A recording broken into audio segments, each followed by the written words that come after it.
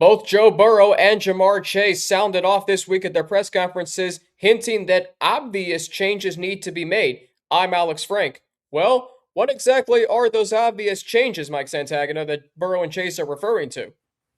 Well, only one I see happening is the defense. So I'm thinking it's going to be defensive personnel. That is the obvious change.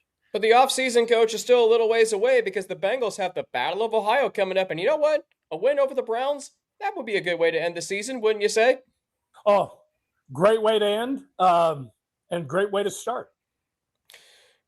That's a good way to put it. And this is the Bengal Squad Show on the Locked On Bengals YouTube channel and Locked On Podcast Network. Today, it's the Bengals Squad. Everything Cincinnati Bengals every week. Breaking down all the big hits and game-changing plays from the Queen City. The way only the Locked On Podcast Network can.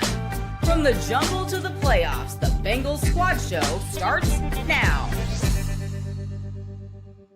Happy New Year and welcome to the Bengal Squad Show. We are live on the Locked On Bengals YouTube channel and the Locked On Podcast Network, the #1 sports podcast network in America and the world. Your team every day. Don't forget, if you want to be a member of the Everydayer Club, visit LockedOnPodcast.com/everydayer to learn more. Today's episode of Bengal Squad is brought to you by FanDuel. Right now, if you want to be right in the middle of the action this season, visit FanDuel.com and place your NFL live bets all season long. I'm Alex Frank alongside Mike Santagana and Coach Art Valero as we look ahead to the Bengals and the Browns on Sunday. But we first begin with the comments that Joe Burrow and Ja'Marr Chase both made at their weekly press conferences earlier this week, hinting that changes need to be made. Ja'Marr Chase saying they are obvious, the changes that need to be made. The Bengals are going to miss the playoffs for a third consecutive season, despite having the Pro Bowl quarterback and the All-Pro wide receiver and Triple Crown winner at their disposal. And I'll tell you, Joe Burrow has spoken out before about things like this. But, Coach, I'll turn to you first. Ja'Marr Chase is now speaking like how Joe Burrow would talk. So when you hear Ja'Marr Chase and what he says, do his comments carry just as much weight and significance, if not more, than Joe Burrow's? I believe they carry an equal amount of weight. And, when one guy's always driving the bus, somebody else has to eventually move themselves up and be that leader that they need. And for Ja'Marr to be able to step up and say, hey, you know what? The prime of my career and some of my best play is going out on the field, and I'm giving it to you. How about the rest of us on this team that are fighting tooth and nail every week to represent this organization? And they need to be sound. They need to be, not just throw money at, whomever's out there, but let's build ourselves a football team. And you know what? I think the other thing that's really kind of funny is you look at the NIL in college football. There's a lot of teams you hadn't heard from before, and all of a sudden they threw some good NIL out there money, and all of a sudden they're in the finals, And so, these pro guys, they think the same way. Hey, we're this guy, and this guy away. Pay them. Mm-hmm.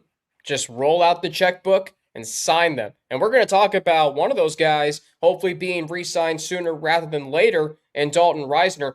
But Mike, when you heard Burrow and Chase speak this week, was it different than what we've heard them say in the past?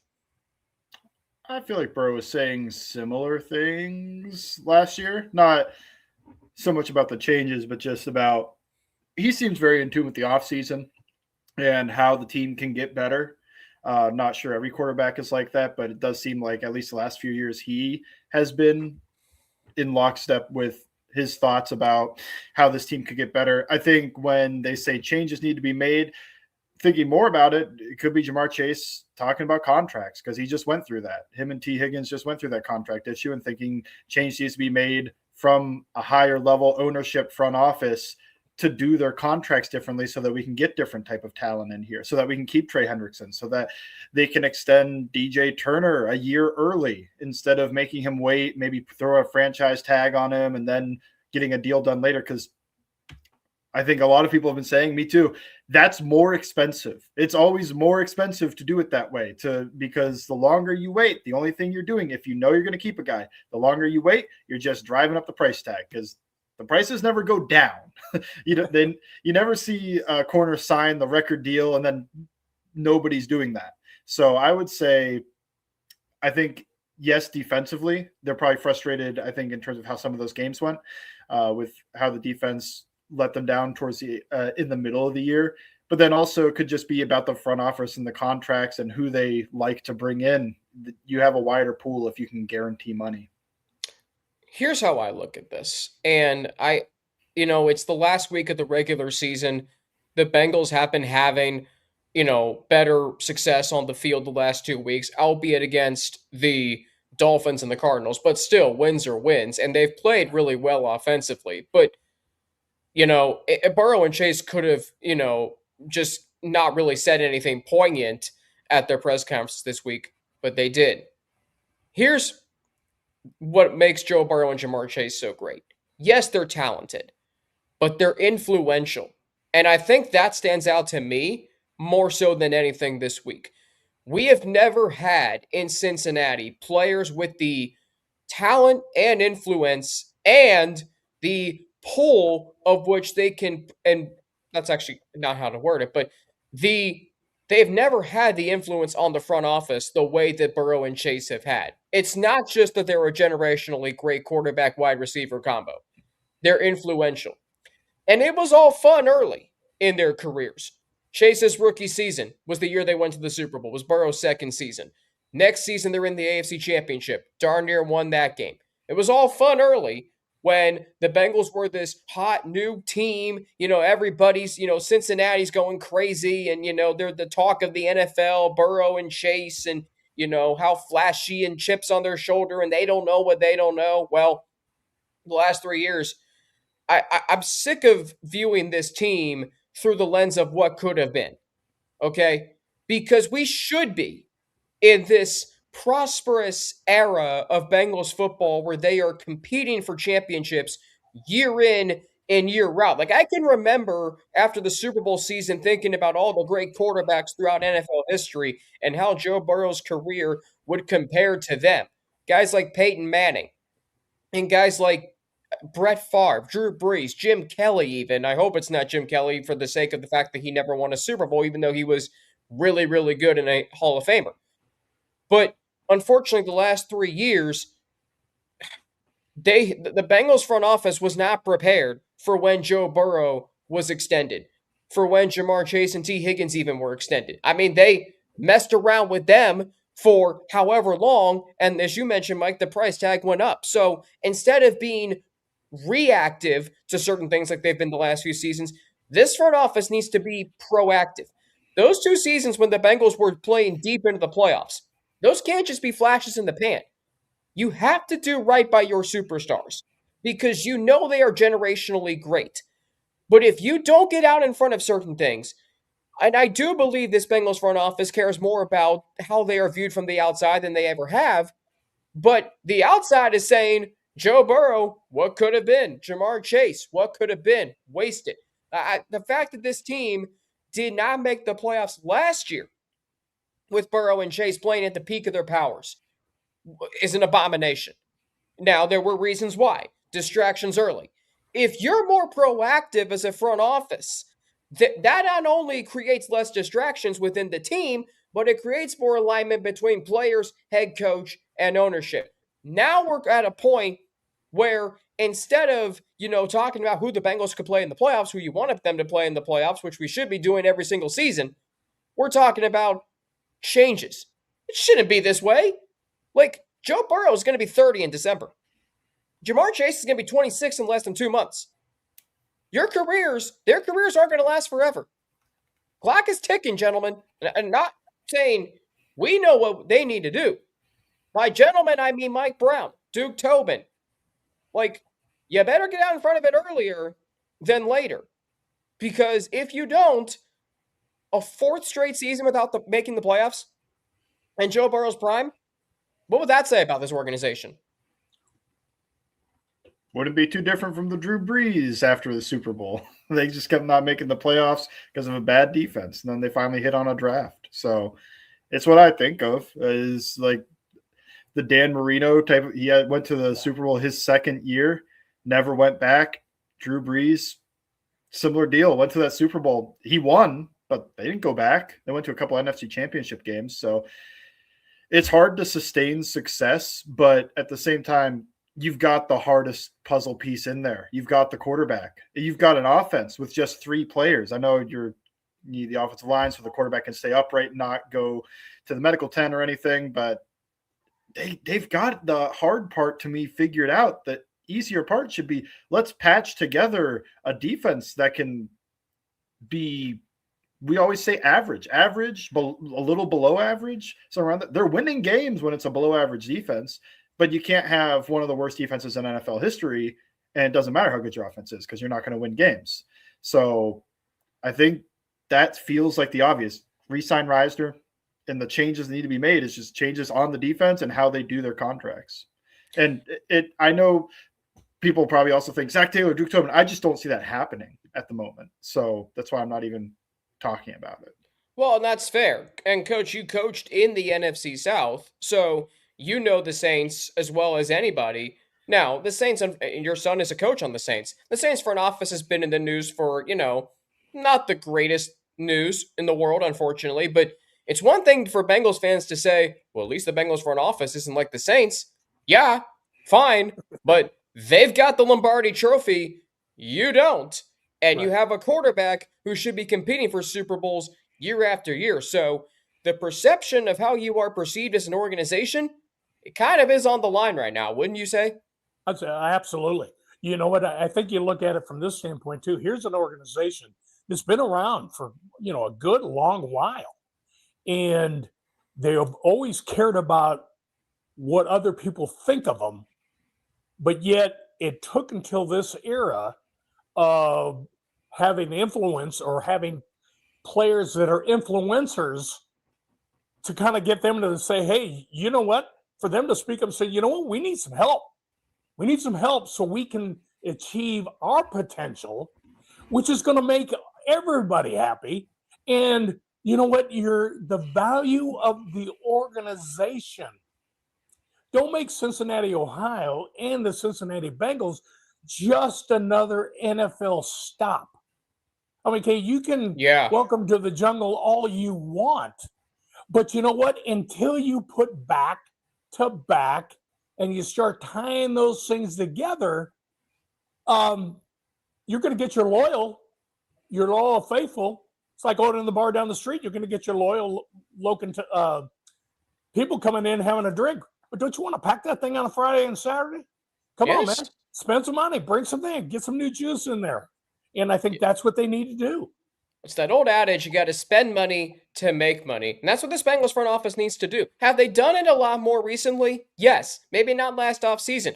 But I was listening to Sports Talk in Cincinnati Christmas morning, and Austin Elmore, who does a terrific job, shout out to him if he's listening to this on ESPN 1530, the Bengals' 60th anniversary is next year.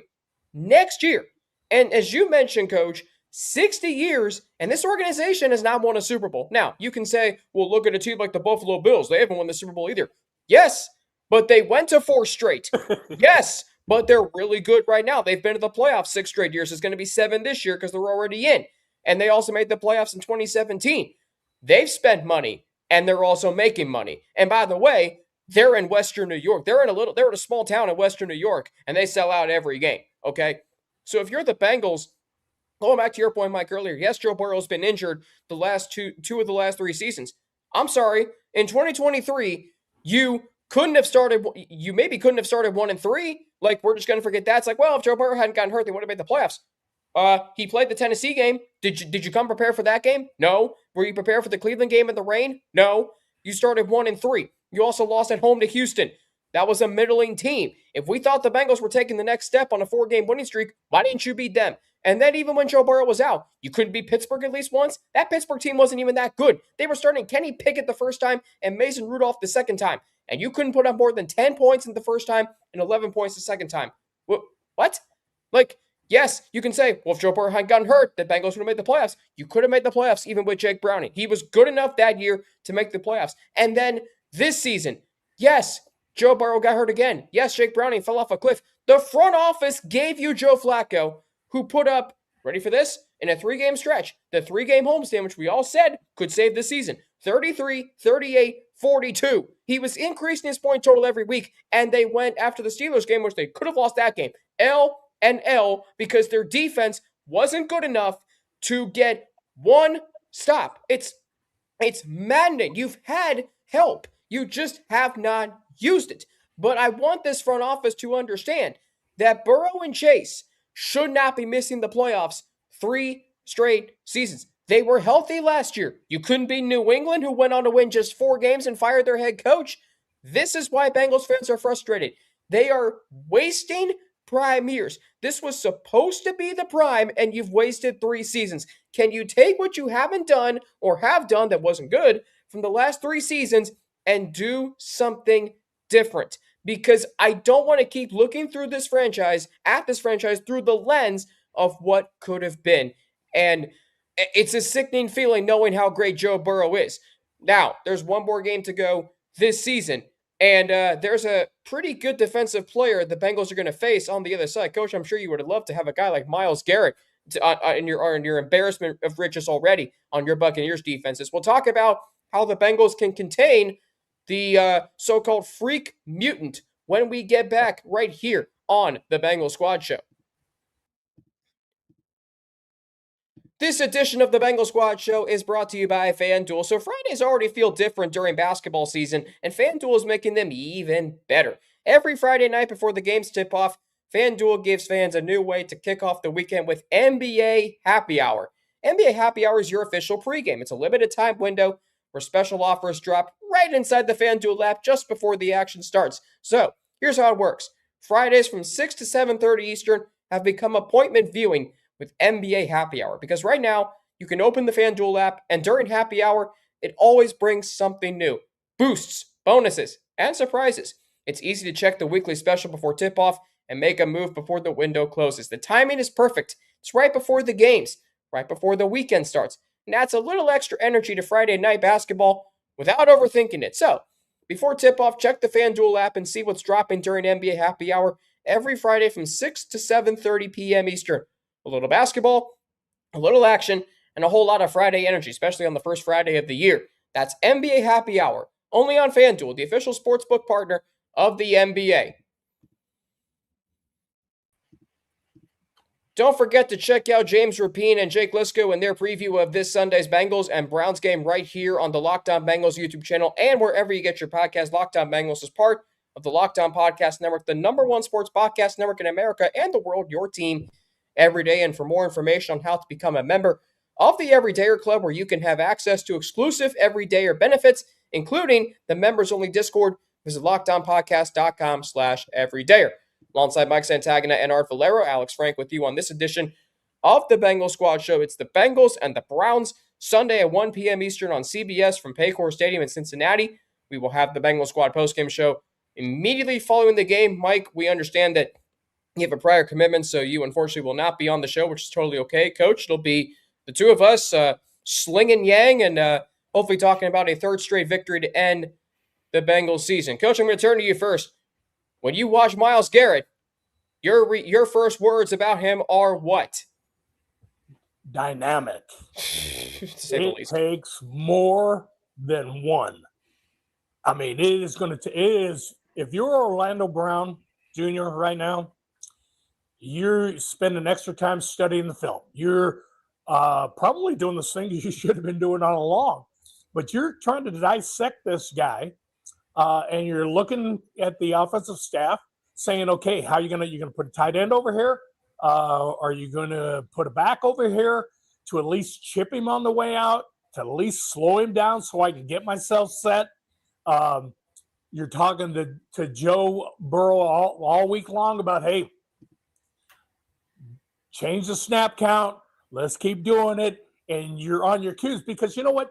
Even though as great as Myles Garrett, and I hope he gets it, because it's great for football that Myles Garrett is up there with it. And it's not when you're that high. I can remember when Strahan got it, and they said, well, no, really, it was a play action. And, then I remember when JJ tied it. And this right here, he's done it very, very quietly on not a very good football team. So I'm kind of rooting for him to. I mean, it's good for football that he does this because he is phenomenal. And I hear some crowd clips or clips from him, Mike, where he's mic'd up and he's talking to other guys, and I'm sure he does. I'm sure he talks a lot of crap, but hey, he sounds like a decent guy. Not that I know him, but he sounds like it. So I'm kind of cheering for him, and I'm hoping Orlando goes out and plays. You got to remember, if you're going to throw it 50 times, Bengals, he's got 50 opportunities. Mm-hmm. If you run the football and you throw it 30 times, you just erase probably about 18 more opportunities. So game plan, Orlando being ready, Joe not being conscious of him, but keeping his eyes focused down the field and being able to move when he does, because he's coming and he will be there and he's going to show up. So I tell you what, that in itself is going to make the game exciting for me. Yeah, 18 more chances for a guy like Myles Garrett. He's bound to get home at least once or twice, or at least very near the quarterback. And you look at a player like him, you have to admit, as a Bengals fan, we are watching one of the all-time great defensive ends, edge rushers in NFL history. I mean, when you're seeing what he's doing, it reminds you of a guy like Michael Strahan, like Bruce Smith, like Reggie White even. I mean, that's how good this guy is. Number 1 overall pick in 2017 and has more than lived up to it, even with playing for an organization like the Cleveland Browns, where he's only been a part of 2 teams that have had winning records and have made the postseason. But Mike, as we know, this Browns defense is much more than just Myles Garrett. It's Mason Graham. It's Carson Schlesinger, their rookie linebacker. So when you watch this Browns defense, and also Denzel Ward, who Ja'Marr Chase has literally said is his toughest assignment to go up against. So that's saying something. So when you watch the Cleveland Browns, Mike, on tape and going into this game, what else about them are you going to be watching for on Sunday, and how this Bengals offense, which has played a lot better the last 2 weeks, can continue to make strides against? But what else are they going to have to worry, or are they going to have to focus on with the Cleveland Browns defense?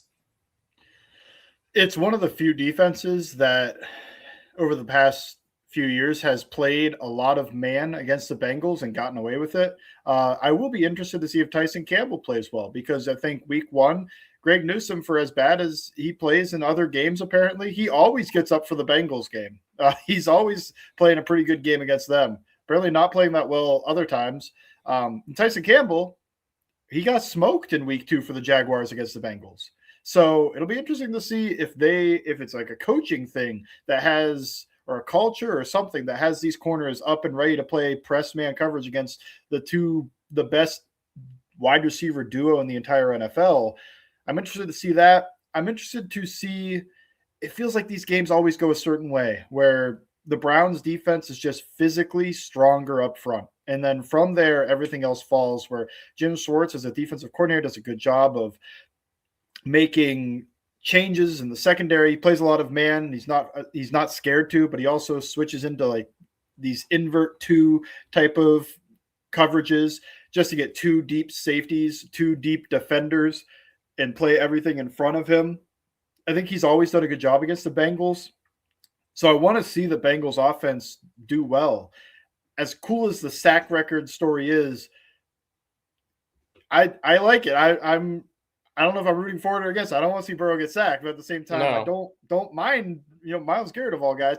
This guy's awesome. He is a pretty awesome player, and it is cool to see history. Like Coach said, 4 hands every play. Every play is gonna be 4 hands. You're gonna have to earn that sack title if you do it. You're gonna have to do it through 2 guys. Yeah. But yeah, I'm interested to see, do the Bengals have any type of answer for what the Browns have done to them for the past 3 years since Jim Schwartz has been there? He's done a very good job against them specifically. He does a very good job. Even in years the defense isn't performing well, even in years that the defense is performing well, it doesn't matter. These guys all show up for the game, and you don't see the fireworks show for the Bengals offense, even if they're playing well. So I'd like to see the fireworks show. I want to see Zach Taylor has an answer for everything that Jim Schwartz is throwing at him, and that's given him trouble in the past. You go back to week 1, and that's a great point, Mike, about how the Bengals offense and the fireworks that we normally see from them It hasn't happened against the Cleveland Browns. And you mentioned the man that they can play against the Bengals, get away with it. Well, it helps when you have a generationally great pass rusher up front, and you combine that with a defensive front that really, after the first possession in that week 1 game, they completely shut down the Bengals' ability to run the football. And then you look at, there was one possession in the fourth quarter where Joe Burrow was sacked on 3 straight plays. I mean, if you thought the Super Bowl was bad when Burrow was under heavy pressure in the second half, that possession was worse than that. And Myles Garrett had back-to-back sacks, and I forget who had the other one. But at the end of the day, you have to have an answer. Like when we talk about players that can wreck game plans, Myles Garrett is that. You can do whatever you want try to do whatever you want against the Browns corners or defensive backs, whatnot. If you don't keep Myles Garrett at bay, or at least as far away from Joe Burrow as you can, good night, Irene. That is how great he is. But you look at that first game, the Bengals offense was moving the ball pretty decently in the first half. But as soon as the Browns made adjustments, the Bengals could not move the ball. How they won that game is still somehow a little amazing to me. Now, let's go back to this matchup on Sunday. And again, people can say, well, what meaning does this game have? Well, Myles Garrett's going for the NFL sack record.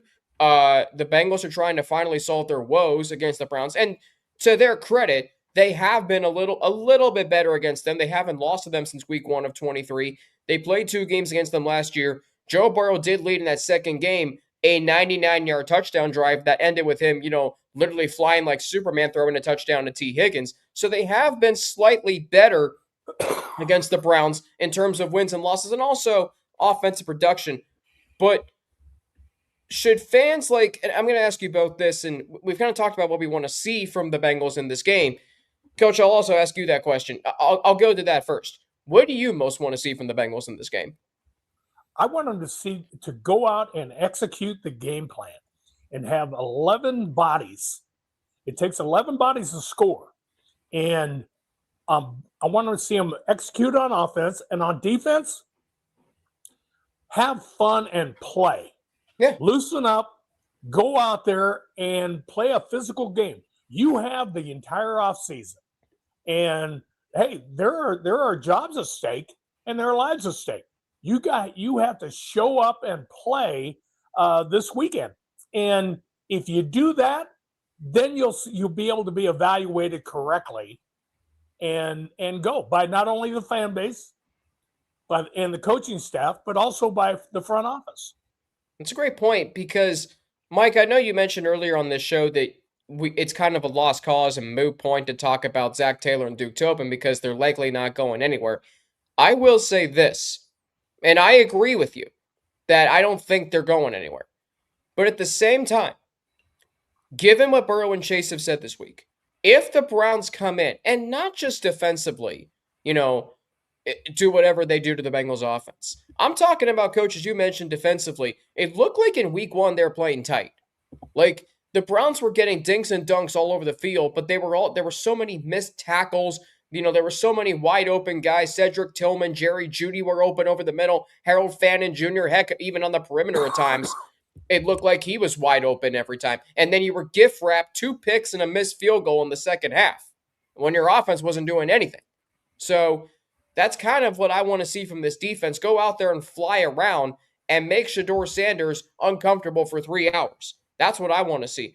But Mike, to your point, given what Burrow and Chase said this week, Mike Brown does not like losing to Cleveland. And if you lose at home to Cleveland, it would not shock me if we heard some news about Zach Taylor and Duke Tobin in the hours after the game and going into Monday. Do I think that's going to happen? Not necessarily. I would not be surprised. So, Bengals fans may be wondering what can be gained from a win on Sunday. Well, a lot of things can be gained from a win.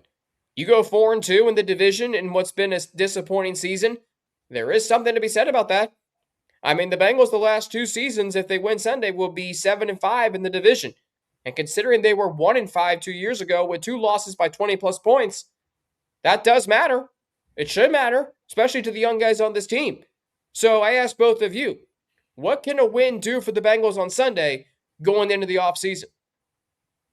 I think it builds your confidence, hopefully. I think the defense has played better. So if they play well and win, you hope that can bleed into next season. It didn't work for them last year because I know they played well down the stretch defensively after a terrible start. So I have a little bit of trepidation about saying, yeah, it'll bleed into next season because I just watched it not happen. But it could happen. And the young guys get confidence. Confidence is key for a lot of this. And maybe you get Dax Hill, DJ Turner is still proving themselves as a pretty good cornerback duo. Maybe it becomes more clear what you need to fix. But I think a win gives you the confidence going into next season, and you hope it bleeds into it. You hope that this run game works, that the defense works. I'm not even thinking about the passing offense. I have no problems. I have no concern about that part of the Bengals team. So I'm hoping the parts that I do have concerns about, the defense and the running game, which have been better, I hope those look good and that can bleed into next season, because how you start fast sometimes is going to be your defense is going to play really well and your run game is going to play well, and then you can catch up with the passing offense because their passing offense doesn't usually start fast. So in the next year, can they win a couple of games by riding the confidence of a 3-game winning streak where they ran the ball well and they played good defense? That's a great point. And Coach, when you beat a team, particularly in your division, heck, in your own state, to end the regular season, I don't care what your record is, that does matter. And can a team feel that when they do beat a team in their division to end the regular season? Oh, absolutely. You know what? You can go. There's a double-edged sword there with them being in the division and in just north of them. You're fighting for the same fan base. You've got the old Browns fan base, and you got the old Bengals fan base. But there's a whole bunch of other ones that are out there in the middle that aren't quite certain where to go. And so there's a lot of eyes going to be on this game. From a public persona, where you want to go out there and you want to perform and you want to perform well, so you get new people to come in and watch you as you go through the off season and restructure your team. This Sunday's game, that Bengal team will never be the same. Yeah, it's not going to be the same ever again. So whether you're vying to stay or you're auditioning for a new position somewhere else, you need to put your best foot forward. And there is nothing like winning. That's why we do this. It's like your dad working all week and not getting paid on Friday. Come on. That's not what it's all about. And that's what the Bengals are playing for. Yeah, and I think what's so great about the way they've played the last 2 weeks is, look at the teams they have played, and they're in similar situations to the Bengals, right? Not going to the playoffs. Arizona last week looked checked out, like they were ready to get to the offseason. And I heard a lot of people talk about that. The Bengals didn't look like that. They were scratching, they were clawing, they were trying to put points on the board. Heck, they were throwing to Cody Ford, for crying out loud. You think they're ready to go? No, they're not. And then you look at the Dolphins, they practically quit. Their fans were wearing bags on their heads. So these games do matter. And also this. Ohio State just lost this week to Miami in the Cotton Bowl. Disappointing end to their season. And a lot of Ohio State fans are either Browns fans or Bengals fans. Yep. So look at it from both perspectives, as you just mentioned, Coach. If you're the Bengals, you want to beat your rivals. You want to go on a 3-game winning streak into the offseason. You want to see your defense continue to play better. You want to see the running game continue to excel. You want Joe Burrow and Ja'Marr Chase to have a good end of the regular season. And then, if you're a Browns fan, you want to know, is Myles Garrett going to get the sack record? Is Shedeur Sanders your guy going forward, like the 41st quarterback you've tried since the Clinton administration? So, there's a lot at stake for both teams. Now, Mike, you mentioned something very interesting that's going to transition into our next segment, which is you want to see what the defense can do, because the offense you feel fine about. Like, going into this offseason, you feel fine about the offense, especially if one guy gets extended. And y'all know who that is. We're going to talk about him coming up next right here on the Bengal Squad Show. This edition of the Bengal Squad Show is brought to you by Robinhood. Nobody knows your money goals better than you. Robinhood puts you in control of your money with tools that work as hard as you do. So locking in on every opening, beating your PR, beating it again, channel that drive into your money. Robinhood puts you in control of your money. Trade stocks, EFTs, options, futures, and crypto all on one platform. You can now build and execute your own trades from a desktop with Robinhood Legends advanced tools, or you can take advantage of the new Robinhood strategies with a tailored portfolio managed by a team of experts. You expect more from yourself, expect more from your money. Get started today at Robinhood.com/yourmoney. Again, that's Robinhood, ROBINHOOD.com/yourmoney. Your money, your move. All right, so before we get to Dalton Risner and why he absolutely needs to be signed and just how much he's meant to this Bengals offensive line and organization, Coach Valero, I'm going to put the spotlight on you because as you and I were talking yesterday, today is the 15-year anniversary of when your Seattle Seahawks, led by the great, most interesting man in the world, Charlie Whitehurst, beat the St. Louis Rams 16-6 Sunday Night Football, to win the NFC West at 7-9. Real quick, your favorite memories from that night? Oh, I'm telling you. I mean, playing against the Rams, which I had just left the year prior, and playing it was nice and cold and damp in Seattle at that time. And the week prior, Matt Hasselbeck had basically pulled his butt muscle in Tampa on the coldest day I've ever spent in Tampa. Wow. And I've lived there forever. And for Charlie to come out there and just lead us to a win that we had to have and put us in a situation where we won the NFC West. We got to play at home the next week against the defending champs in the New Orleans Saints. Your former rivals. And Quake, and it was beast mode night. It just led to an awful lot of different things, and it allowed us to say, hey, you know what? We're still fighting. We're still going, and regardless of the season, how it went, how it ends is how it's going to be remembered. Look, go ahead. And that's what everybody felt like when we came off the field. Wasn't that, okay, so you mentioned the game before in Tampa Bay. Wasn't that the game where LeGarrette Blount had this unbelievable hurdle where he leaped about 5 yards? And then 2 weeks later, your guy, Marshawn Lynch, caused an earthquake in Seattle. And again, to your point, it's so crazy how quick a season can change from 2 weeks to the next 2 weeks. And absolutely. Man, what great times those were. By the way, 6 days from now was the anniversary of that Beastquake game. What's crazy is we had 27 power called, and as an O-line and tight end group, we didn't block a soul. That was all Marshawn, the whole deal. Yeah, you can go back and listen to Mike Mayock on the call for that game. Mike, what do you remember about that Beastquake game? That was 15 years ago, but it feels like it was just yesterday. Yeah, I always think of Marshawn talking about the stiff arm he gave that looks so violent. I think it's in the middle or towards the end of the run. To Tracy Porter. And he's talked about, he said, I didn't even give him much of a stiff arm. And it's momentum. He just kind of slowed down and pushed him forward. And the momentum and reaction to that made it look like he was Hulk strength shoving Tracy Porter, but it was really kind of judo. It was Tracy Porter's momentum carrying him that way. So I always think about that. And whenever I rewatch, I'm like, yeah, he didn't really do a crazy amount to Tracy. Tracy went and flew off by himself. Insane run, and you could tell. I think that the O-line did a bad job blocking that. Got bounced. Power got bounced. That didn't hit up the middle. So you had offensive line. You had offensive linemen going downfield. Yeah, that's how they got to the third level. We were downfield because we didn't do anything at the line of scrimmage. They're at the third level. They went straight to the third level. They skipped the first and second. Yeah, because Marshawn Lynch was that good enough to get there. It's interesting. You talk about timing, okay, or you talk about how 2 weeks from 2 weeks to 2 weeks. So Tracy Porter, and this is obviously a much bigger timeline.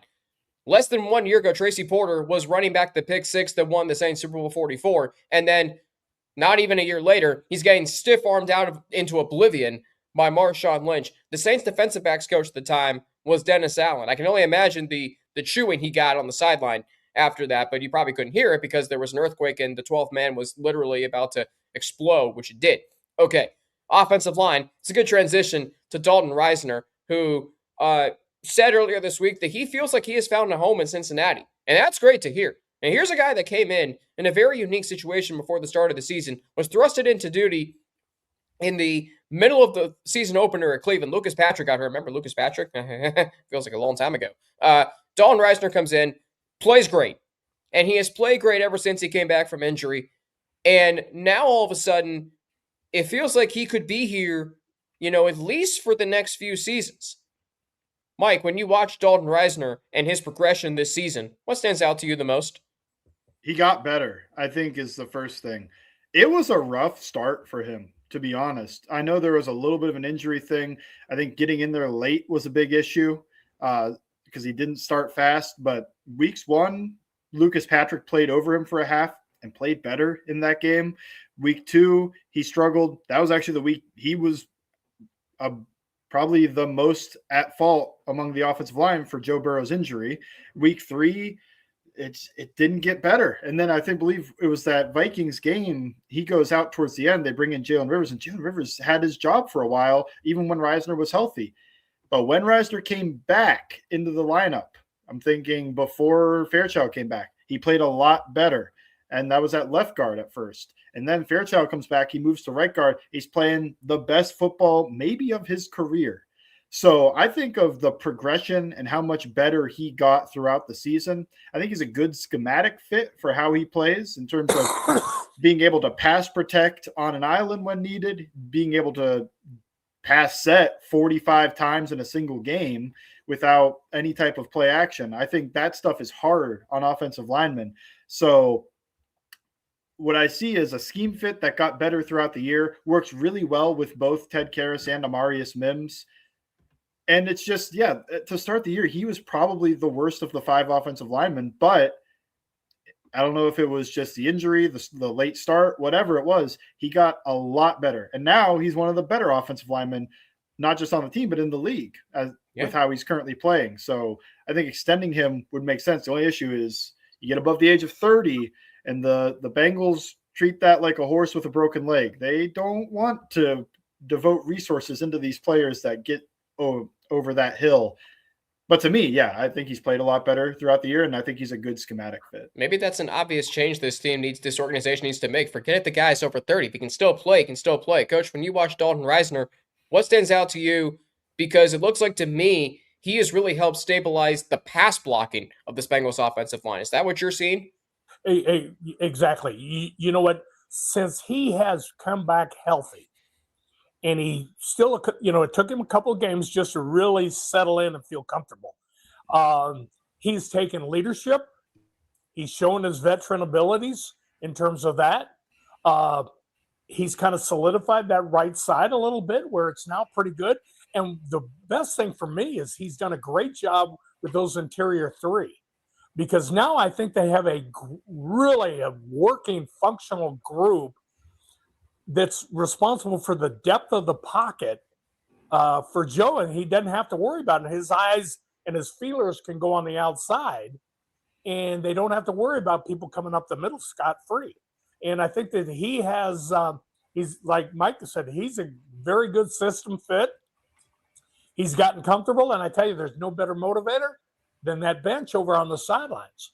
When you're seeing somebody else play and you know you're capable, especially when you're only under a 1 or 2 year deal, you kind of like it, and your family likes it, and you want to stick around as long as you can.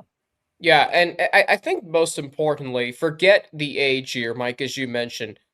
It's the fact that he says how much he loves being here. I've been around Dalton Risner, okay? I can tell you for a fact he absolutely loves being here. He has a tremendous amount of pride playing with Joe Burrow, blocking for Joe Burrow, playing for the Bengals. He comes from the Midwest. He understands what it's like. He loves the fans. If you're Mike Brown and this organization, this is where, Coach, as you mentioned, that back-to-back metaphor that you talked about, there has to be an understanding of what this fan base wants, and I think they've gotten better at that over the years. The game day experience has gotten a lot better, but now it's about managing your team. It's managing your personnel, your players. Understand if you have a great guy in a position, sign him. Because what that also will mean is you go from 2 years ago having your guards being Cordell Volson and Alex Kappa to Dylan Fairchild, who looks like a hit in the draft, and then you get Dalton Risner as your other guard. You're good. You're good at the guards. And the other thing, too, is, and this is what I'm seeing, and maybe just what I'm thinking. When Joe Burrow is, running around trying to extend plays, if you're getting pressured up the middle, you can't step up and, step up in the pocket. You got to run outside the pocket, which just takes longer to do.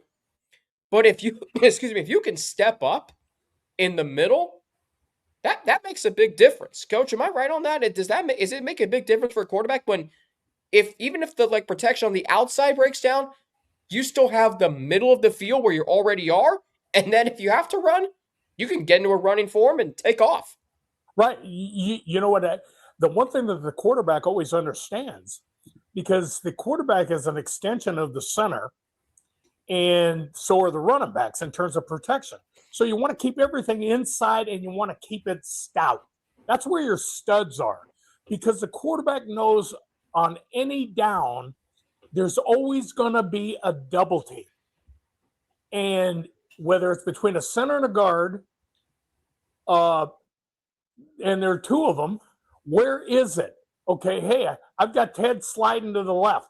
I know that if something happens to Risner on this side, I can step up slightly to my left and I still have ample throwing room. Yeah. If it's going to the right, hey, I can step up behind the double and work it. Now, the one thing is the tackles, they're self-sufficient. They're basically on their own, because very few times the guards are uncovered to be able to get out there and help them.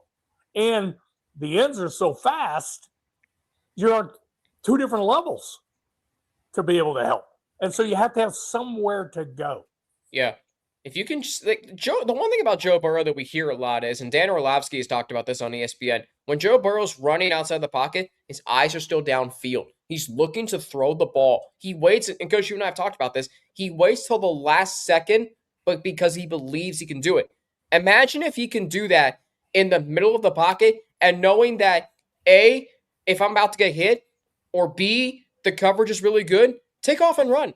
He says he wants to use his legs more. I feel like that this offensive line, particularly in the interior, even a guy like Ted Karras, who, Coach, you gave your game ball to after the Miami game, he's been good this season. He's been that stabilizing force on the interior. Mike, talk to me, though, about Dalton Risner in the running game, because the running game has played a lot better recently. Talk to me about what you're seeing from Dalton Risner in the running game. I see him work really well in terms of his double teams, setting up Amarius Mims to be able to drive, being the postman on the double, getting some displacement on those, while also getting a positional advantage in terms of where he is able to position himself to get advantage. I don't think when he's soloed up, he's taking a guy and driving him 10 yards downfield. Not a lot of guys do that, though. So I think in the run game, you see him be able to turn and position himself so that he's giving a clear read to the running back. It's pretty technically sound. I don't think he is a dominant run blocker, but I do think he is a technically sound run blocker that does a good job in terms of working his doubles, his fits with his center and his tackle next to him. And I think he does a good job. And I think he's a part of the reason that Mims looks so good in the run game is because Risner's able to kind of tee up some of those big shots Mims is able to deliver out and move guys in the run game. So I see that. I don't think it is his calling card, but I see a guy that gives effort, plays technically sound, and does a good job with his double team fits. So it's somebody that I'd be happy to have on my team run blocking for me.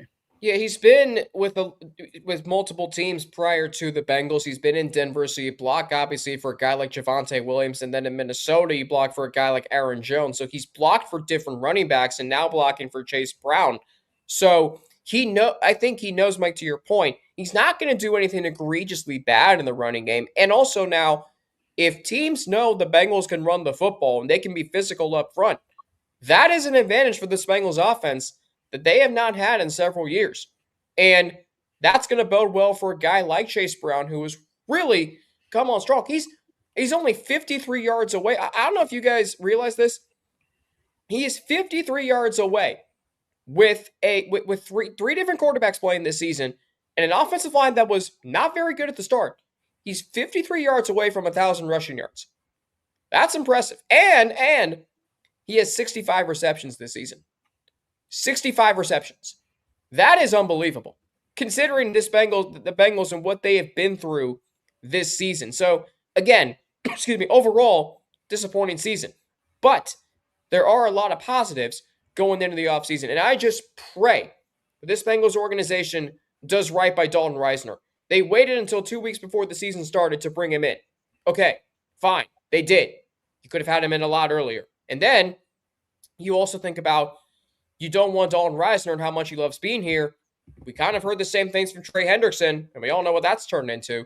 So you don't want it to turn into that on the offensive side of the football with an offensive lineman, a position that you've tried to fix for years. Here's your solution. Take it.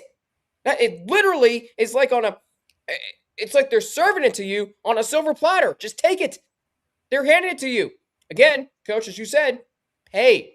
Spend money to make money. Trust me, it'll work. Now, the other positive is this, and I feel this. And Mike, you've talked about this on this show, and Coach, I think you're kind of echoing the same sentiment.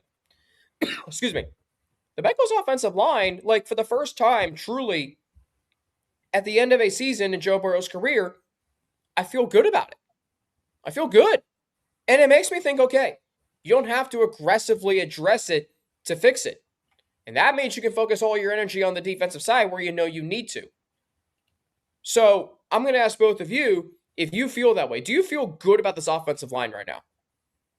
Yeah, I've been saying it. I think this is the best offensive line Joe Burrow's ever played with.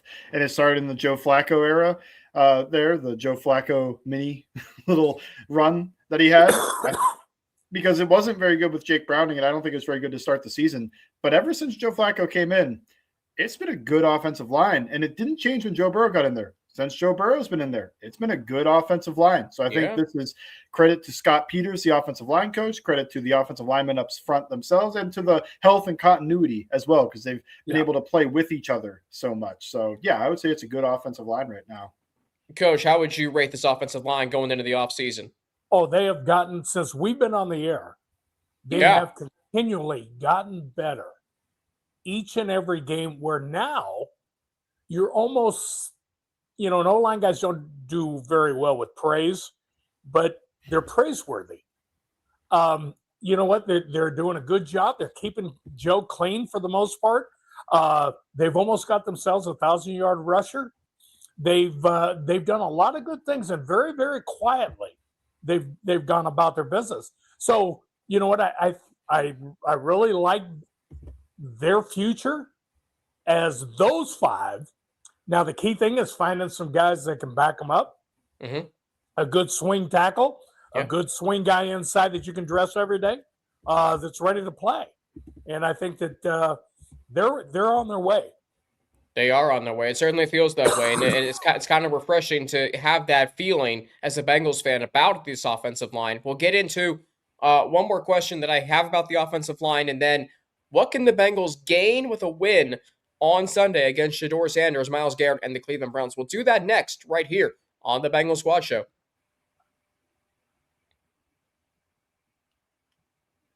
Did you get the car, babe? Bengals and Browns on Sunday at 1 o'clock from Paycor Stadium in Cincinnati, where they will look to end the regular season with a third straight win. Again, not going to the playoffs for a third straight year. I get that, and I've been vocal about it. Mike's been vocal about it. Coach, you've been about it. Jake has been. James has been.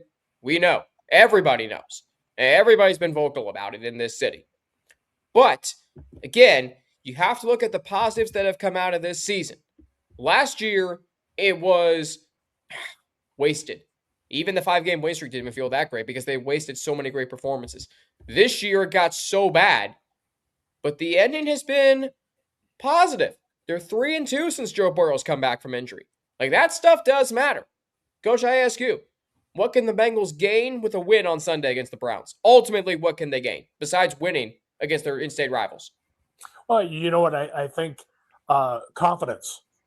They can gain themselves as players and as coaches, confidence. And you're leaving the building on Monday feeling good about yourself and what you personally as a player needs to do to prepare themselves for the offseason and then in particular next season. And I think by watching the playoffs as they unfold, every team they played. So they're going to have a chance to see some of their opponents, and they're going to say, oh, you know what? Why not us? Yeah. Why not us? And it's always better to leave the building on Monday, not a Black Monday, but to leave the building on Monday with a smile on your face with your big trash bag cleaning out your locker than it is the other way around. Yeah. And you know what? I think they have this is the first part of a new foundation. And I think they have to lay it smooth and go about it because, like I said, that team is not going to ever be the same. So everything's out in front of you. Hey, it's not what happened to you. It's what you're going to do about it. But laying the foundation is key because you want to be able to recruit other guys from other teams to come play for you. Hey, we are building something. We know we haven't been great the last 3 years, but Zach Taylor has kept these guys mostly together these last 3 weeks since they've been eliminated. They've won both games. That matters. And again, Zach Taylor I don't think he's ever going to be a great X's and O's guy. Fine. Leader, culture builder, that stuff he's great at. Okay? That stuff does matter. And you can rebuild it. You can rebuild it. If you get the right guys in the room and the front office helps you, you can get back to where you were just 3 years ago. Mike, last question I have for you about the offensive line. So we know it's good considering what it has been, and you feel good about it going into next season. Do you still think they should aggressively address it this offseason? Do you think they should still spend some capital in free agency and in the draft on it? Maybe just for, as Coach mentioned, depth and insurance policies? I think aggressively, maybe not, but I do think you should draft a guy. I think especially a swing tackle in my mind. Orlando Brown's got 1 year left on that deal. I'm not sure they're going to want to bring him back or not. And then, two, you need a swing tackle upgrade, in my opinion. As fun as the Cody Ford story was last week, I think getting a guy in there that looks like he could be a true starting offensive tackle to be the third guy, I think that helps because one of the issues with Mims coming out of the draft was everybody's worried about his health. It's like, I don't know how many games he's going to play. He's a pretty good player, but he's been healthy.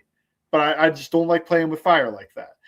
And two, I think they could also upgrade at depth at the guard position, where Jalen Rivers was not very good when he was in there. He got a little better, I think, throughout his time in there. But that could be the draft. That could be free agency. I think getting another guy in that position as well. So I don't know if I'd go to say aggressively pursue. Like I wouldn't go out in free agency, try to sign a $15 million a year tackle to come play because I just don't know what are you going to do there. Or guard even going, let's go sign in a $15 million guard. I'm not sure that is going to help you too much, but I do think spending some of those middle round picks on the offensive line is never a bad move. I think you could go pretty early at offensive tackle too, to be honest, just knowing the future with Orlando Brown over there. I should take this time to, with Mike, with what you're saying, to let you all know, listen to this, get ready for a lot of draft talk, because when James Rapine joins this show, yeah, he may have a mock draft every week. And Coach, we'll get your experience from the combine, the draft room, the war room, the room where it happens. I mean, this is going to be a fun offseason, and hopefully it all leads to a much better 2026. It's interesting with the Bengals offensive line and aggressively addressing it. I'm all for, making sure a position has depth. But as you mentioned, don't play with fire. Don't play with fire. Play with confidence. The Bengals play with fire by not really doing a lot last offseason, and it blew up on them early. And they never recovered. Try as they might, they didn't. Don't play with fire. Play with confidence. Play from ahead. It is such a difference maker. All right, Mike, we know that you won't be on Sunday show, and that's totally fine. So, Ravens Steelers AFC North Championship Sunday night. Who do you like in that one?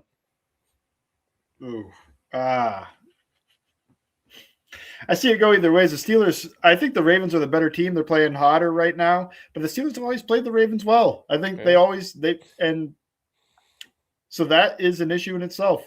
They won't have Metcalf. If the offense looks as bad as it did, there's no way they win. I think that is the first part of this. Where if it looks as bad as it did against the Browns without DK Metcalf, no shot. The Steelers have no shot to win a game like 6-3 or something like that. I think I'll take the hot team. I think I'll go with the Ravens. Wow. That's tough.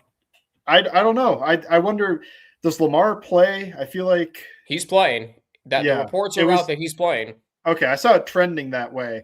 With Lamar playing, this Ravens team's just been better the last few games. I wouldn't be surprised if the Steelers win, but if I had to pick one, I think I'd go with the Ravens in this matchup. The Steelers have just had issues. They're not a team that I watch and think this is a good NFL team, but then they win. They still win 9 games. Yeah, they're 9-7 right now. Coach, who do you like on Sunday night? I know you and I will be on the show Sunday, but what do you feel going into this game about the Ravens and Steelers? Because Lamar Jackson in Pittsburgh has not played well. Right. You know what? I agree with what Mike's saying. There's something about Pittsburgh that's not real, where you could just hang your hat on them. And I look at the other side and I'm going, hey, all you got to do is take the air out of it and give it to 22 and pick your choice, pick your times when you want Lamar to get out there and perform his magic. And I think you got a pretty good mixture. That's a great point there. So I've got to go with Baltimore. Okay. So I guess I'm the odd man out here. I'm going Pittsburgh. Now, I will say this, Coach. You're absolutely right. If Derrick Henry gets going early, good night. Yeah. Literally. If Derrick Henry gets going early like he did in that playoff game last year against the Steelers, night-night. It's as simple as that. So that Sunday night after the Bengals squad show, Coach, you and I, it'll be just the two of us Sling and Yang, but that's totally okay. Hopefully talking about a Bengals win over the Browns to conclude the 2025 regular season. I am also going to conclude Sunday's show with the most poignant comment I have ever made towards the Bengals front office. Stay tuned for that. And I will be referencing an 80s rock song in that statement, but it's not from my all-time favorite band. So it's not going to be a Journey song. Stay tuned for that. It's one of my favorite 80s rock songs of all time. Mike Santagana, appreciate you joining us during this season. I'm sure we'll have you on a lot during the off season. Coach, you and I are back on Sunday, as we mentioned. Don't forget to check out Jake Lisco and James Rapine and their preview of Sunday's game, available on the Locked On Bengals YouTube channel and wherever you listen to podcasts. Locked On Bengals is part of the Locked On Podcast Network, your team every day, the #1 sports podcast network in America and the world. And don't forget, if you want to become a member of the Everyday Club, where you can get exclusive members-only benefits, including access to the members-only Discord, visit LockedOnPodcast.com/everydayer. We got 2 winner-take-all games tomorrow. Coach, 2 of your former teams are playing tomorrow for division titles, potentially. You got Carolina and Tampa Bay and Tampa, Florida. You got the Seahawks and the 49ers. Ooh, that's going to be a fun game out in the Bay Area tomorrow night. And, of course, the Bengals hosting the Browns Sunday, 1 o'clock on CBS at Paycor Stadium. Myles Garrett going for the NFL sack record. The Bengals going for their 3rd straight win. It is the Battle of Ohio. The Bengals looking for a season sweep and a winning record in the division, which does matter, as we have talked about on this show. For Mike Santagana at Bengals_Sands, for Coach Art Valero at Arthur Valero 54 on Twitter, I'm Alex Frank at Frankie_Natty. Thanks for spending part of your Friday afternoon with us. Happy New Year. We are happy to have you with us, and we'll talk to you next time, Sunday afternoon, following the Bengals and Browns right here on the Bengals Squad Show, part of the Locked On Podcast Network, the #1 sports podcast network in America and the world, and Locked On Bengals on the Locked On Bengals YouTube channel. Your team, and wherever you get your podcast, your team every day.